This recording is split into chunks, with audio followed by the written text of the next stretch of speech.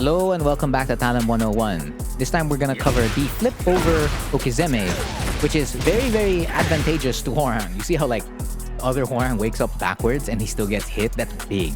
And if we use a different option like down back 4 right after flipping the opponent over, woo, that's very dangerous.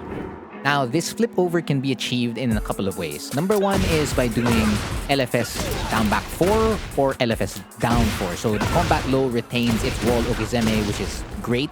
And you can also do it off down back 4. And this is like one way to set up, they flip over.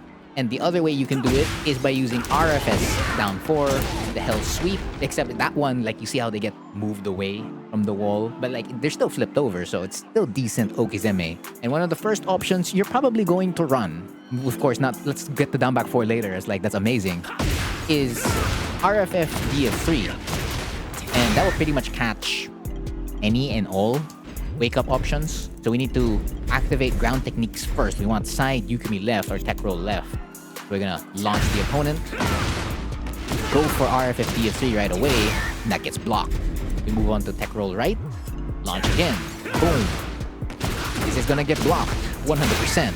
Like RFF B+2 is just like the perfect move. It's just that it could be more frame advantage, but +1 in front of the opponent's face is still pretty good, because if the opponent decides to guess wrong as they wake up because they're afraid of down back 4, then you know, you already know what that's gonna be. They're gonna get hit by this. There's a heat engager, and like you can set up into like new Oki.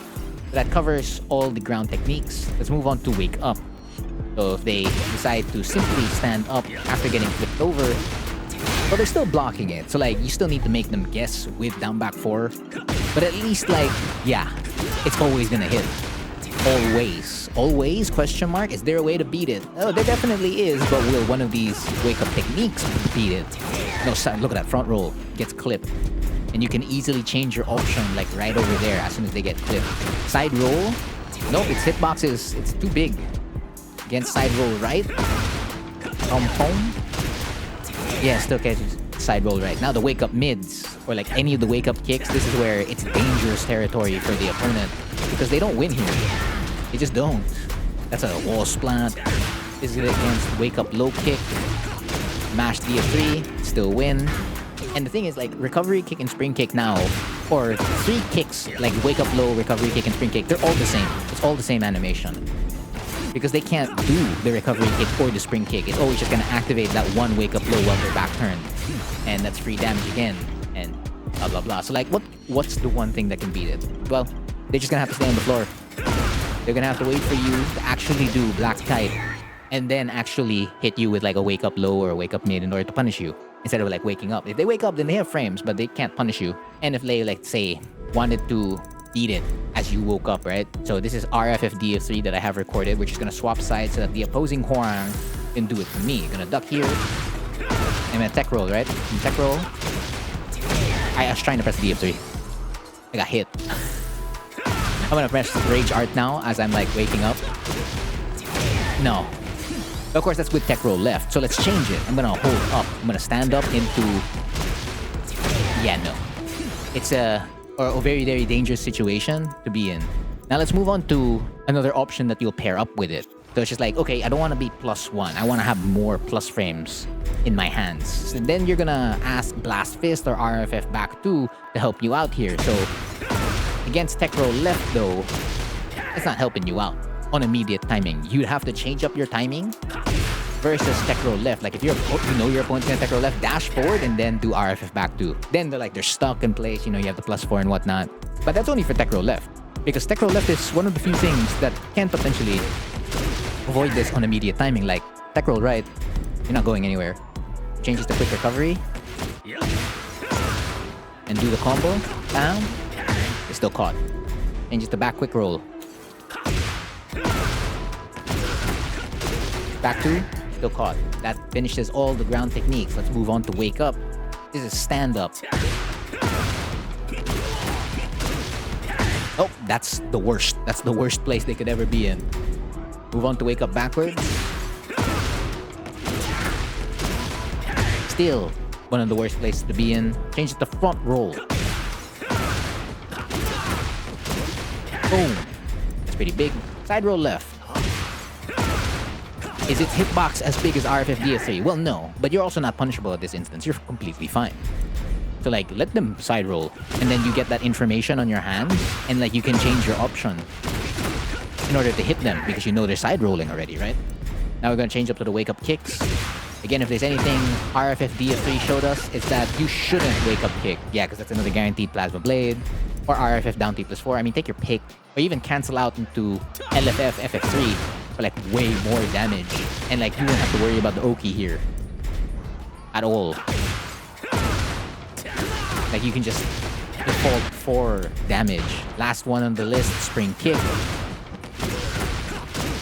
Boom. So yeah, not much they can do. And so we're gonna move to RFF back 2 now. We're gonna have the opposing Hwoarang use it. I'm gonna try to power crush as I wake up on tech roll left. Ooh, still got caught.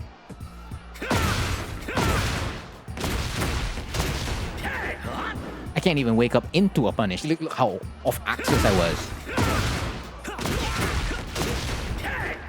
Okay, now there's a punish and while standing 3, so the cameraman was a little bit more favorable to me at that moment. Tech roll left again.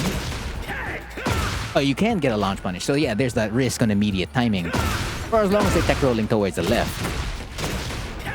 But if they're gonna tech roll to like the right where Hwoarang can still catch them, I can't even activate power crush. So it's still a favorable position for Hwoarang. So you can continuously use it even if they, well, for as long as they don't tech roll left, right? The moment they tech roll left, you're just gonna be like, okay, I'm going back to RFF D+3. Or you're going to this extremely favorable option every single time they get hit by combat low at the wall or any of the other lows that give this flip over, and that's down back 4. It's just like, okay, time to guess. Is that -12 or is that -1? Am I pressing the full thing? Did I do it into RFS F4? Did I do it into Flying Eagle, right? So it's a headache that they have to guess twice.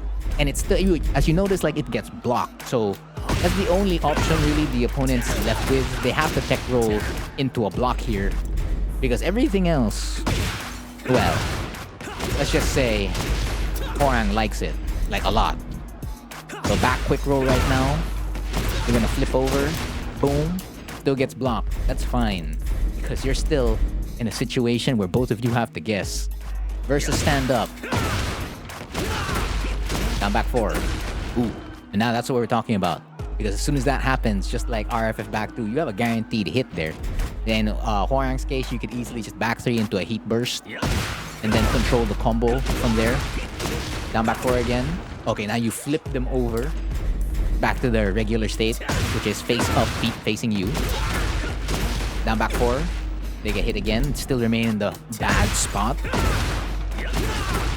Side roll, down back 4. You just bring them back to the wall. Like they try to avoid it, and it's like, no, go back to that exact spot. Side roll right here. 1, 2, into down back 4. Okay, now they're getting pushed away, so you gotta watch out for this side roll right because they're taking away that wall you just earned. But of course, the wake up kicks. Oh no. Yeah, if you had heat active, it's a dangerous spot to be in. Just to show you like some damage that you will potentially get here. So we'll realign Hwoarang. Get the launch.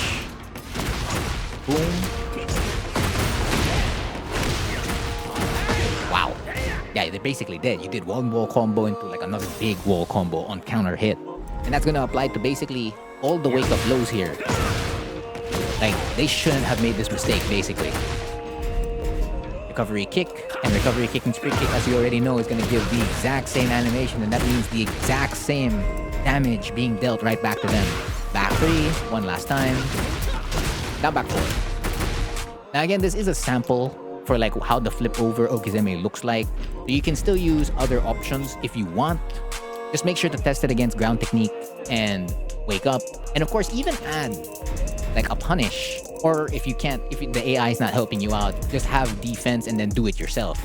So that's again everything I know about this flip over Okizeme. Again, I've been Frontier, and thank you for watching.